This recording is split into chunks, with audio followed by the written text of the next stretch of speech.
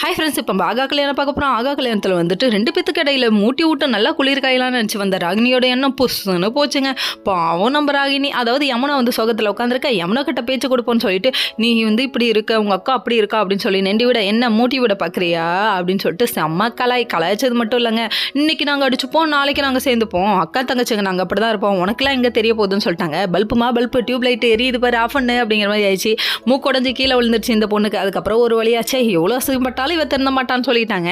நீ இந்த இடத்த விட்டு போக மாட்டேடி, நானே போய்க்கிறேன்னு சொல்லிட்டு யமுனா வந்துட்டு நம்ம ராகினியை பார்த்து திட்டி விட்டுட்டு கிளம்பி போயிட்டாங்க. இன்னொரு பக்கம் நம்ம காவேரி சோகத்தில் வந்துட்டு, அதாவது அவங்க அம்மா மடியில் சாஞ்சுக்கிட்டு அழுகுறாங்கங்க. அம்மாவோட மடி தானேங்க எல்லாருக்குமே ஆறுதல்.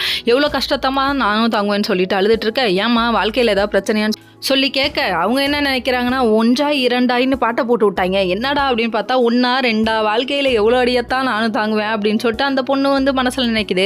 என்னடா இது 1 2 பாட்டை போட்டுவிட்டு லவ் சாங் ஆக்குவாங்கன்னு பார்த்தா இவங்க 1 2 பிரச்சனைன்னு சொல்லிட்டாங்களே அப்படிங்கிற மாதிரி ஆச்சு. சரி பரவாயில்ல விடுங்க, வாழ்க்கையான பல அடிகள் விழுவத்தானே செய்யும் அப்படிங்கிற மாதிரி ஆச்சு. அதுக்கப்புறம் தேம்பி அழுதுக்கப்புறமா அப்பாவை பார்க்கணுமா, அதுக்காக தான் அழுவுறேன்றுச்சு. சரி விடு, எவ்வளோதான் சமாளிக்கிறது. அதுக்கப்புறம் ஆனந்த யாழைன்ற பாட்டை போட்டு விட்டாங்க. சரி விடுங்க, அப்பாவுக்கும் பிள்ளைக்கும் உள்ள வேவ் லென்த் அப்படிங்கிற மாதிரி ஆயிடுச்சு. இன்னொரு பக்கம் வந்துட்டு அதாவது நம்ம கங்கா வராங்க. கங்கா வந்தோடனே என்ன தாண்டி பிரச்சனை காவேரி கிட்ட கேட்க, காவேரி வந்துட்டு நிவின் சொன்னதுக்கு நான் என்ன பண்ண முடியும், இவன் என்ன தப்பா நினைக்கிறான்னு சொல்றாங்க. சொன்னதுக்கப்புறமா விட்டு புரிஞ்சுக்குவா அப்படின்னு சொல்றாங்க. அதுக்கப்புறம் நம்ம காவேரி என்ன சொல்றாங்கன்னா, சின்ன பொண்ணு தானக்கா சரியாயிடுவான்னு சொல்ல. அதுக்கப்புறம் கங்காவுக்கு கோவம் வந்துருச்சுங்க. சின்ன பொண்ணா, எரும மாடு வயசாகுது, யார் எப்படி பேசுவாங்க எப்படி நடந்துக்குவாங்கன்னு கூட அவளுக்கு தெரியாது அப்படின்றாங்க.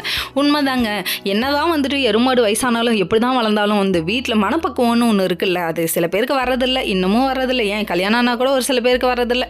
அதனால வாழ்க்கையில் பல பிரச்சனைகளை அவங்க சந்திக்கிறாங்க. ஓகே ஃப்ரெண்ட்ஸ், நெக்ஸ்ட் வீடியோவில் பார்ப்போம். பாய்.